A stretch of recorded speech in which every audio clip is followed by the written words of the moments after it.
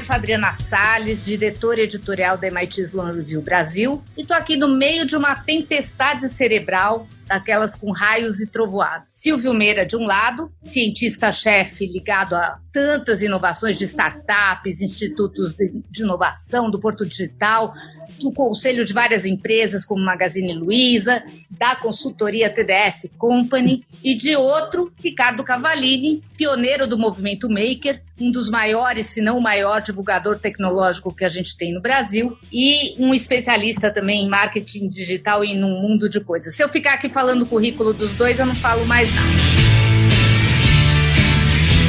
Silvio Meira. Presente. Ricardo Cavallini. Presente. Então, podemos começar o Reviewer, o podcast Brainstorm da revista MIT Sloan Review Brasil, no seu tocador preferido, segunda-feira sim, segunda-feira não, com os assuntos mais relevantes do momento para a comunidade de negócios.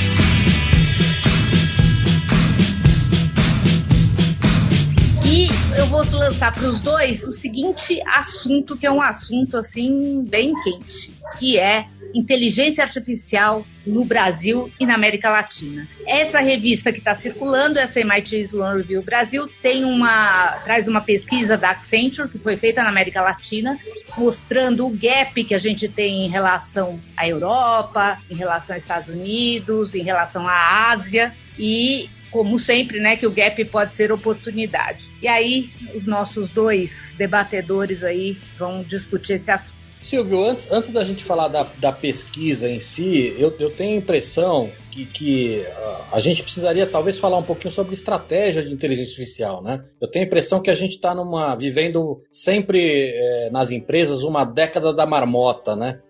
As empresas, elas gostam de comprar tecnologia como se fosse uma caixinha, que ela simplesmente manda um e-mail e aprova o pagamento e assim, vou ter um site e está resolvido, ou vou comprar um software de CRM, ou vou ter um e-commerce. E acho que é a mesma coisa com inteligência artificial, né? Acho que vai comprar inteligência artificial, vai fazer um projeto e está resolvido. E não é tão simples assim, né? Não, eu acho que de jeito nenhum, cara. O problema de uma estratégia de inteligência artificial, na realidade, ele começa por uma estratégia de informação, né? Se você não tiver uma estratégia de informação, inteligência artificial vai tomar decisões baseadas em quê? Então, o problema fundamental que a gente tem, na vasta maioria das organizações, é que existe ainda uma tendência de achar que a gente resolve problema nas organizações com tecnologia. É como se você chegasse, vamos imaginar, no melhor restaurante de sashimi, de sushi do Brasil, e você pedisse para as facas para servirem a comida, né? Não vai acontecer absolutamente nada. Elas não vão conseguir fatiar o atum,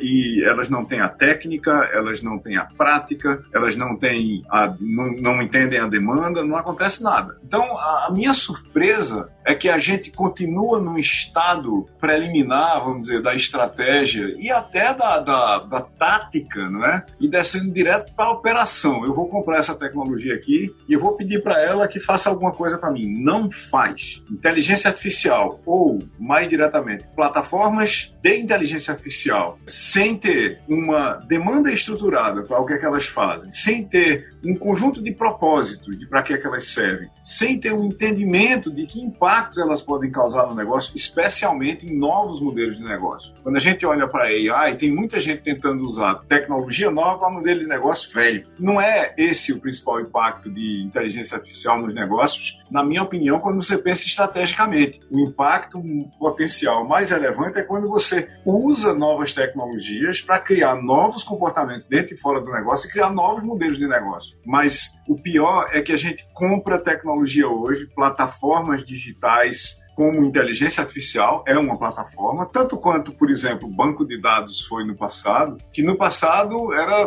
e você sabe muito bem disso, né, Carlos? As pessoas compravam um banco de dados. Comprei um banco de dados, agora os meus dados estão resolvidos. Aí ficava todo mundo esperando, né, que de repente os dados se organizassem todinho e marchassem para as tabelas. Como a gente sabe, isso não aconteceu, né? Não rolou desse jeito. As empresas tiveram que fazer esforços monumentais e criar, inclusive, carreiras inteiras que estavam associadas à gestão do ciclo de vida de dados no negócio. Esperar que AI, ou inteligência artificial, ou machine learning, ou qualquer coisa, resolva problemas nos negócios, sem estratégia, sem a gente educar as pessoas dentro dos negócios, de para que aquilo serve, para que não serve, e onde é que é melhor aplicado, É a mesma coisa do discurso ingênuo sobre blockchain, né? As pessoas chegam e dizem, dá para fazer isso com blockchains? Dá, mas também dá para fazer com uma tabela de 2 colunas em Excel. Pois é, mas esse é o meu incômodo, Silvio, porque eu falo da década da marmota, porque eu vejo no artigo falando de novo sobre tem que aproximar os técnicos do negócio para ter estratégia. Eu falo, puxa, mas há quantas décadas a gente está falando disso?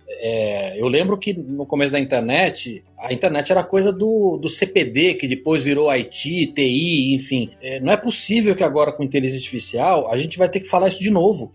Já estamos. Pois é. Isso dá uma certa aflição. Outra coisa que tem uma dica no artigo, que ele diz que para começar a colocar a inteligência artificial nas empresas, talvez colocar alguma coisa menor, que tenha benefícios tangíveis e rápidos e pouco custo e limitado. Eu acho que essa dica para quem está vendendo solução de IA, talvez seja uma boa dica para entrar em empresas que de repente estão mais resistentes. Agora, isso talvez para o vendedor de solução. Se a gente está conversando com o board da empresa, com o CEO da empresa, se esse cara não entender IA vai mudar absolutamente tudo do modelo de negócio dele, da empresa dele, esse cara precisa começar a se preocupar, né? Outra coisa, se esse cara não começar a entender que esse pensamento de curto prazo vai trazer um impacto muito negativo para ele muito rápido também, não é mais longo prazo, e que ele precisa ter ação prática. E quando eu falo de ação prática, eu estou falando, por exemplo, de até rever bônus, né? Porque a gente discute muito com um gestor e aí vem um monte de e-mail bonitinho, vem um monte de contratação de solução, de consultoria,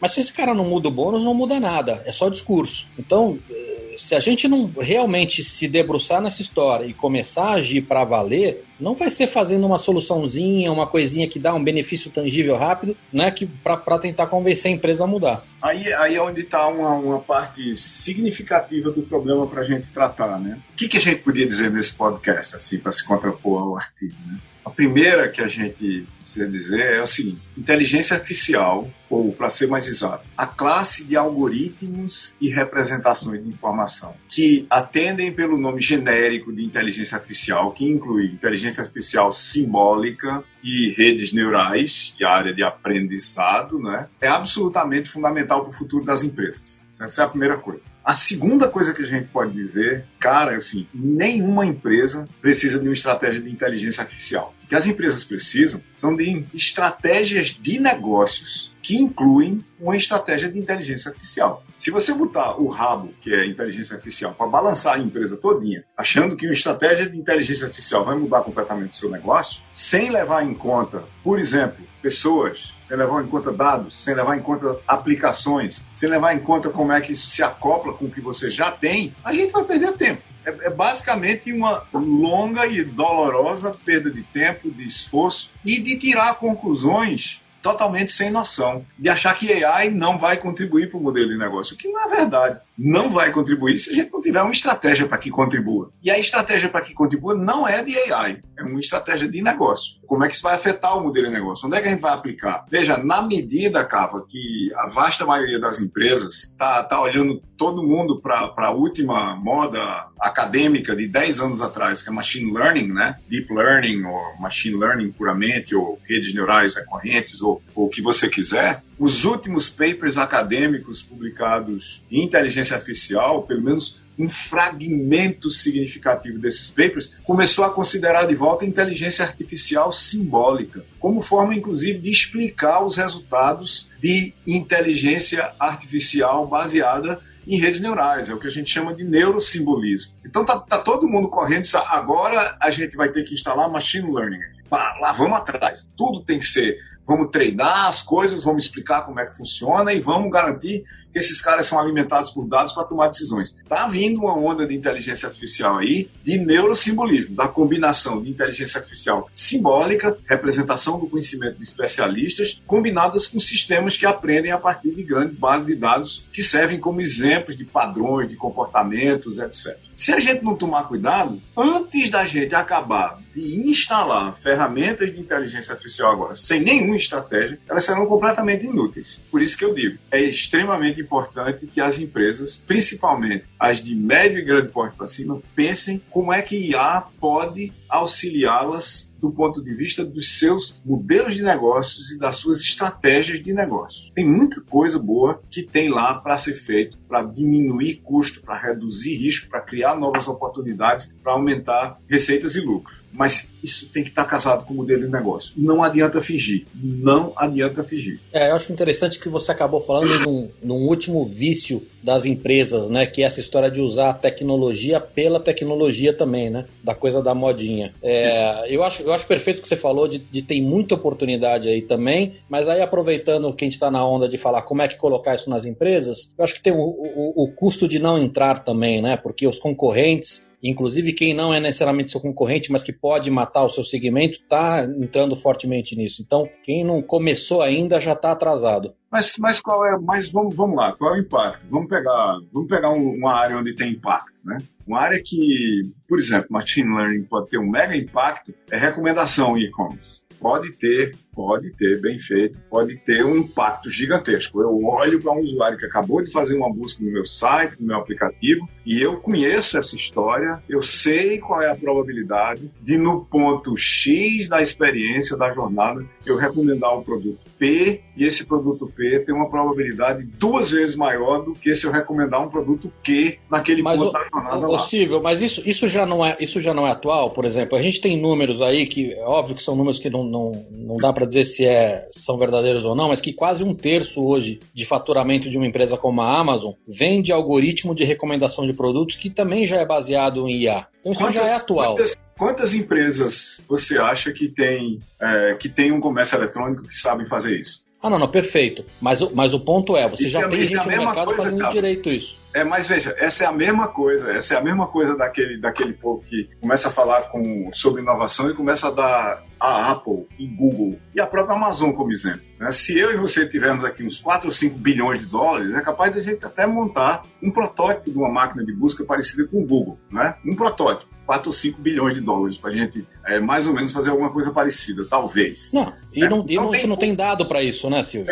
Exatamente. O ponto que tem é que, por exemplo, a vasta maioria das organizações não tem gestão de ciclo de vida de informação e dados, os seus data lakes, na realidade, são pântanos, né, são brejos de dados, não tem uma infraestrutura de informação estrategicamente gerenciada para prover a informação para fazer com que esse algoritmo de recomendação dê resultado, para que a proposta de oferecer P seja melhor do que a proposta de oferecer Q com uma probabilidade maior do que 75%, por exemplo, de acabar no carrinho e ser comprado. Isso não é trivial de fazer. E não tem gente para fazer. Esse é outro problema. Você não bota um anúncio para quero contratar PhD em inteligência artificial para trabalhar no programa prático aqui e aparecem 50 pessoas. Isso não existe. Mas esse buraco só aumenta, né, Silvio? Esse buraco só aumenta há décadas, né? Nós não formamos gente suficiente, nós não temos gente e as pessoas estão sendo formadas no trabalho. Veja, Cava, como isso é interessante. Quem foi que formou as primeiras pessoas que literalmente montaram e programaram os primeiros computadores do Brasil na década de 60? O primeiro computador que eu acho